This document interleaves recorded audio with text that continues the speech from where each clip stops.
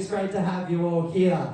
My name's Lewis. I'm a PhD student studying astronomy and astrophysics at ANU.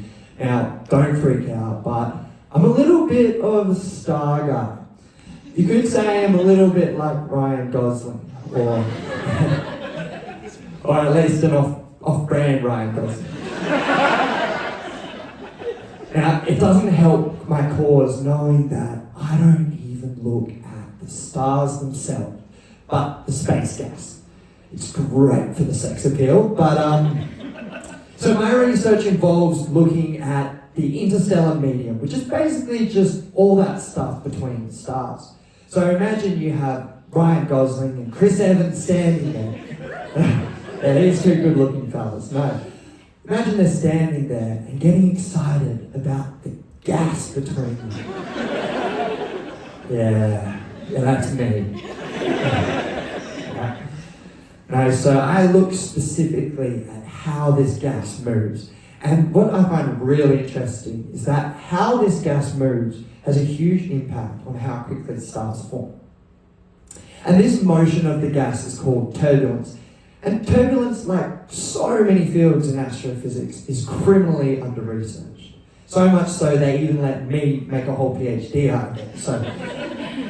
So this is me. Yeah. I grew up in Perth in Western Australia, and if you don't know, it's about as much a part of Australia as Tasmania is. Hey, sorry. A few Tasmania people here, my bad. No, I'm a classic middle child, and I left Western Australia, the sunny, warm beaches, 5 years ago to study astrophysics in the tropical paradise that is Canberra. Now, I grew up in a family full of 5 fabulous nerds, but specifically the really practical kind of nerds, very hands-on, the doctors, the engineers, and all of that. Being a classic middle child, I couldn't do something so mundane like being a doctor or anything like that. So, of course, the only other option left to me was astrophysics. And space gas. Yeah. So the universe is filled with these massive structures called galaxies, like the Milky Way and the Andromeda Galaxy. But between all of these galaxies, there's not very much.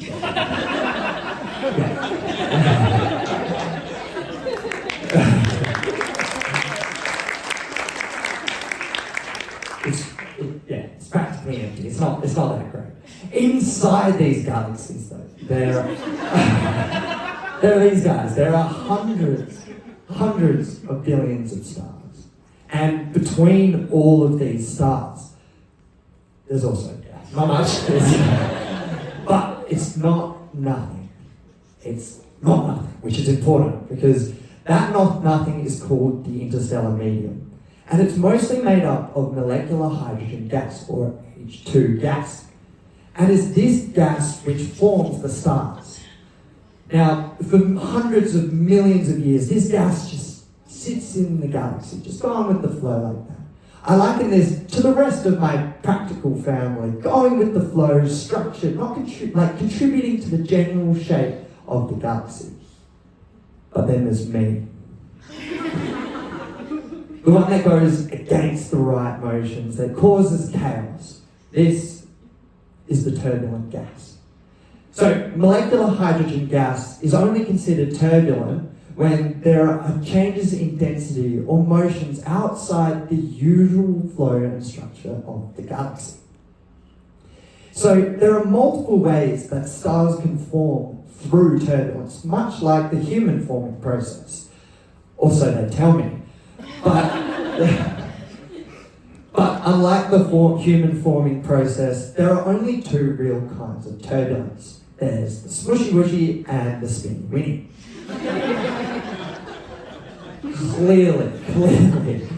Clearly the technical names, and I'm just so glad we're getting really serious about our space gas. Yeah. No, these are called compressional and solenoidal driving modes. And basically, it just means smush or spin. So the smushy mode, or the compressional mode, is just where all of this gas is falling in on itself. It's getting compressed in the middle. And this is treated as the default mode because gravity causes compressional turbulence, and there's gravity everywhere. So what's also interesting is that events which cause propulsion, or like something getting pushed outwards, are also considered compressional turbulence. Because if it's pushing out of one region, it's pushing into another. So things like space explosions, aka supernova, are considered compressional turbulence.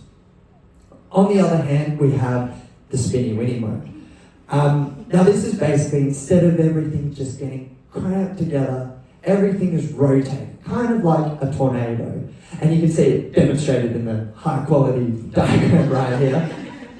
But this is most often created by two sheets of the galaxy ripping past each other, causing a whirlwind kind of effect. It's kind of like spinning a fidget spinner. Now, but it's called galactic shift. So what we found is that cosmic fidget spinners cause spinny-winny and space explosions cause smushy-wushy. $100,000 debt from my undergraduate degree.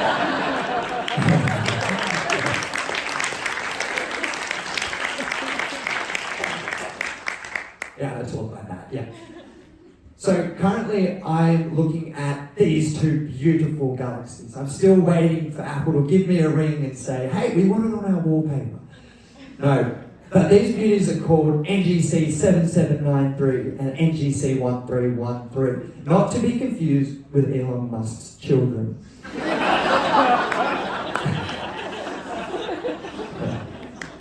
No, but because I'm not as cruel as Elon, I've given them some more human names. Bob and Steve. Now, the problem here is that we can't exactly ask, hey Bob, are you spinny or are you smushy? It's a little bit rude. So, in order to determine that, we have to consider what has become my least favourite letter. B. So B just decides what kind of turbulence it is. And he's a real rat bastard. It's called the turbulence driving parameter, and he's just a number. He's just a number that says this part of the gas has smushy-wushy or spinny-winny. So if we look at a part of the gas in this galaxy and find B is equal to a third, this part of the gas is spinny-winny. Instead, if we look at the gas and find that B is equal to 1, that section of gas is smushy-wushy. And anywhere between the two, and we just get a mixture, and it changes for different sections of the galaxy. Easy, right? What's Lewis complaining about? No, because finding B is harder than convincing my dad that his astrology jokes aren't funny. So to find B, we have to look at the gas, except that the gas doesn't want to be looked at. So in astronomy, when we look at gas, we are looking at the energy released from the gas in the form of photons. The problem here with molecular hydrogen is that it is incredibly symmetrical and incredibly strong. And so when this gas spins, it doesn't release much energy from that symmetry. And because it's so strong, those electrons in the molecule, they don't jump around very much. So it means for us, tens of millions of light years away, it's practically invisible. So in order to trace this gas, we bring in the powers of this big guy, carbon monoxide. Now, while carbon monoxide may look like a Brazilian butt lift gone wrong, he's incredibly powerful. Carbon monoxide only forms in regions where there's an abundance of this molecular hydrogen gas. And so we can use it to trace and figure out the different areas and the different motions of this gas. So I get all my data from an array located as much as is physically possible in the middle of nowhere. So in the middle of the Atacama Desert in Chile, there's an array called Alma. Genuinely the middle of nowhere. Perhaps the only place on this planet where my dad's astrology jokes would land. No, so I get all my data looking at my galaxies, Bob and Steve, and using the carbon monoxide emission, I can and do trace all the motions of that molecular hydrogen gas. From there, I isolate the chaotic turbulent motions, and I use that to find B, the bane of my existence. From there, I take B and relate it to the star formation present in the galaxy. What that allows us to do is it allows us to figure out how those stars got there. With each little piece, we can decode, and with a ridiculous amount of guesswork, we can figure out why it looks the way it does. We're all made of stardust, and the only reason that we can be here and life can exist at all is because of one unremarkable star located in the center of our solar system. You're not special, yeah. So that's what we do. We try and tell you how we got here and what here really looks like. Don't get me wrong, I completely understand. Astrophysics is a privileged science in the way that it isn't saving lives and it's not curing cancer or anything like that. But it is incredibly powerful. If we're to understand the universe around us and our place in the universe, it's essential. So to all the atheists and the government people here tonight, please keep funding us.